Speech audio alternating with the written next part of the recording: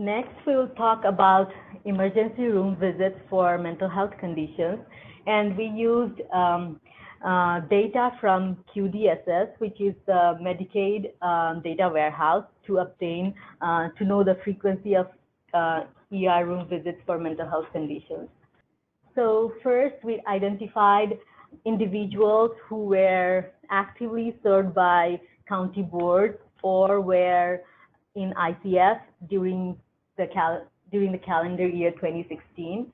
And then we looked for ER visits associated with mental health conditions of those individuals in the Medicaid data warehouse.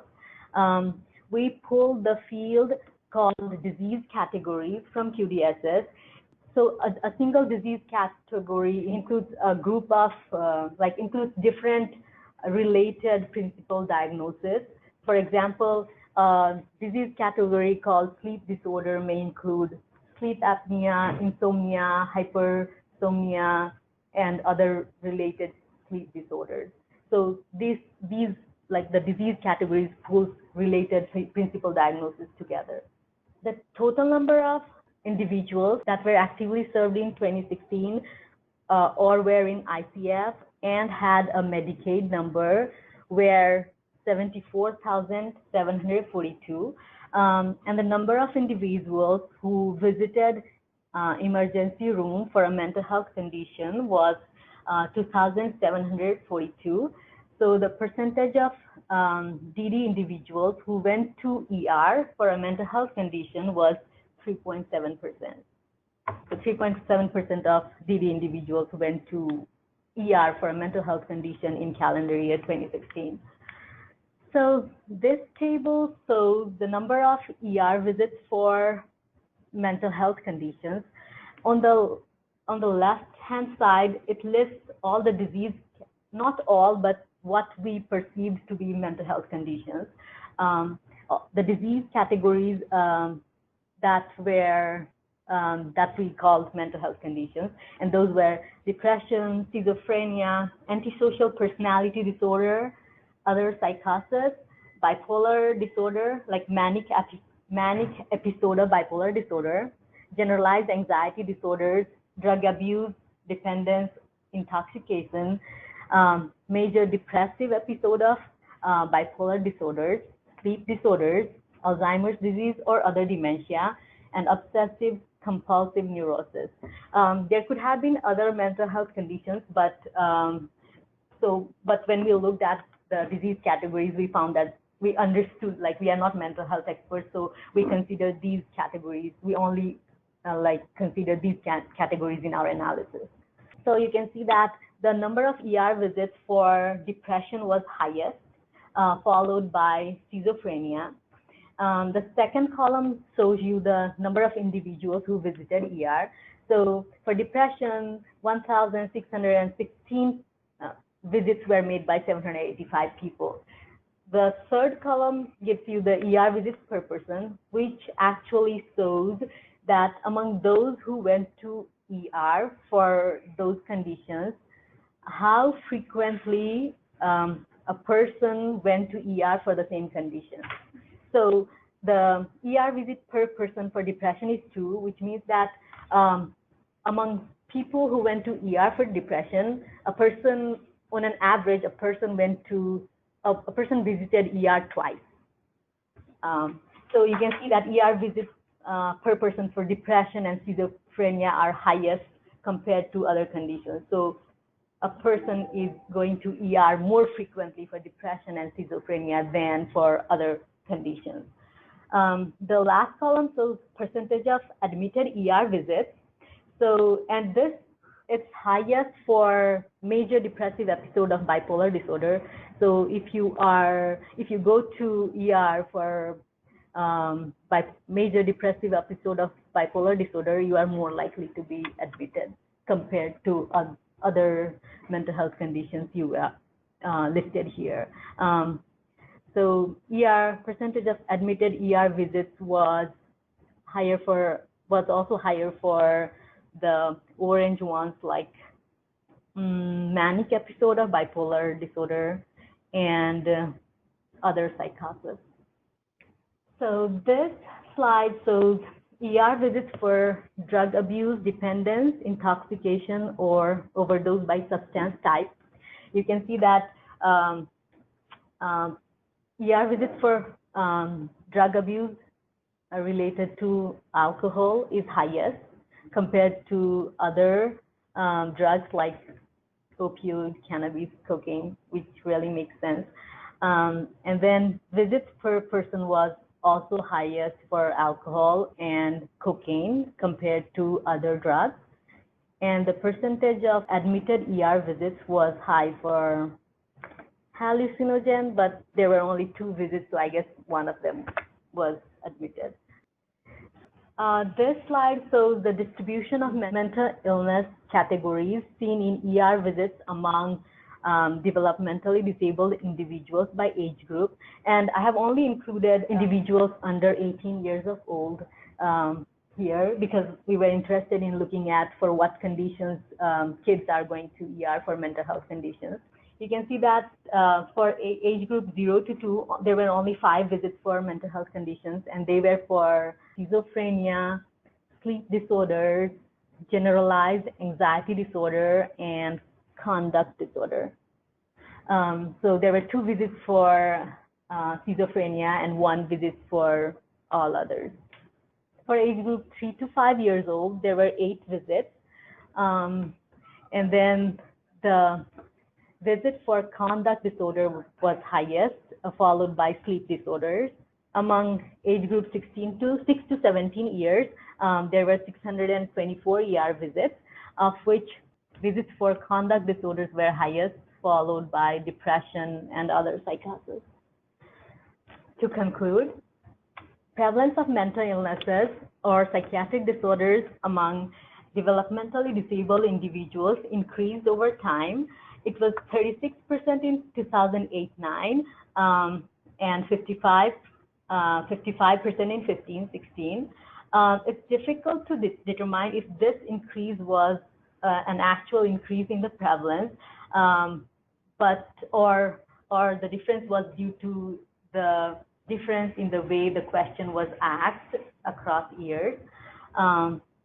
Regardless, the prevalence is higher than the National Institute of Mental Health estimate of around 25% of nationwide prevalence of mental illness.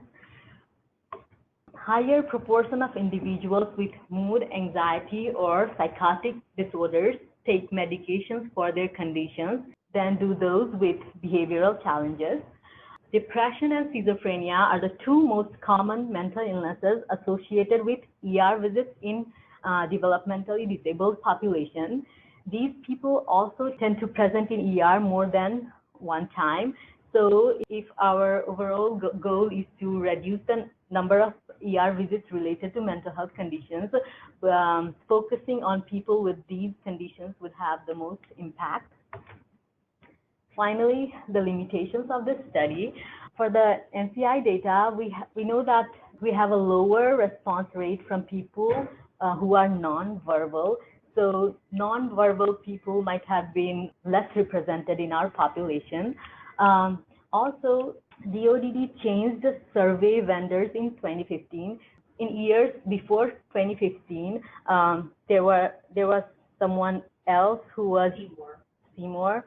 Seymour was administering the survey and managing everything, but from 15-16 onwards, it was given to Nisanger. The responsibility was given to Nisanger. So there could have been difference in the way the survey was administered and the information data was collected. So that could have accounted for some differences in the prevalence that we have reported here. For the Medicaid data, while most of our population does have Medicaid, our study population is exclusively people with known Medicaid numbers. There may be some unknown differences between these people and the entire population that DODD serves. So that's one of our limitations. With this, I end my presentation. I thank you everyone for coming here and all those who are listening to this webinar. If you have any questions, I would be happy to answer. I think the questions we have entered right now, okay, there's one, which was a follow-up, I think, to the one you answered before about whether behavioral challenges were assigned by a medical professional. She's asking if the medication, how someone determines that a medication is specific to a behavioral challenge.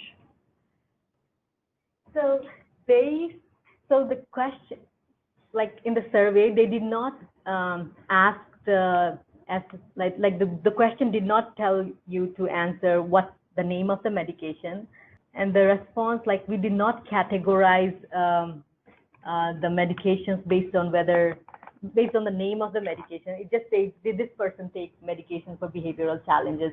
And it was up to the discretion of the SSAs whether they thought the medications that the people were taking was for mood disorders or not.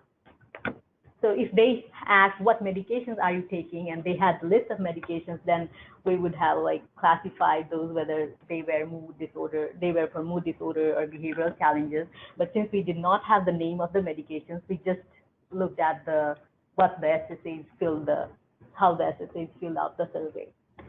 We have another question asking if you could speak a little bit more about the substance abuse information and if the substance abuse is on the rise. We actually, for the QDSS, we don't have it we have it only for 16, for the calendar year 16, 17, but we know that can you go up, like chemical dependency, we had a graph for chemical dependency. And it's like a very low proportion of our population have chemical dependency, and I just want to see if it's changed over time. So the blue line over here, it seems to be like higher in 15, 16, like chemical dependency, but we don't know if that is a significant difference. It's still so close to zero right there. That yeah, it's very low. Like the prevalence of chemical dependency is very low in our population. So this is a lot of work that Archie has done, but Abby, who is an intern in the room, she has also done a lot of work separately on specifically drugs, particularly opiates. And so I don't know if we've shared any of that with you yet, Connie. But once we have that ready to go, we can share that with you and make it available to everyone. Here's another question. Does the increase in behavioral and mental health conditions coincide with increase in autism diagnosis? It seems like the two went up in unison. So the autism increased from 14, 15 to 15, 16. Yeah. So it's sharp rise was from 14, 15 to 15, 16. It's almost the same in 13, 14, and 14, 15, right? So it seems to be slightly higher in 13, 14 compared to 12, 13. But if you go to the prevalence of mental illnesses or psychiatric disorders slide, it's like increasing steadily from 11, 12. So I'm not sure if I can't tell you from these information that they are moving together. We'll have to look more into it. Yeah. I mean, we could definitely do an analysis and look to see if it is related to the, in particular to the people with an autism diagnosis. But we wouldn't be able to say a correlation just from looking at what we have right now. Anything else? Thank you very much, Archie. This was really informative, and thank you. Thank you very much.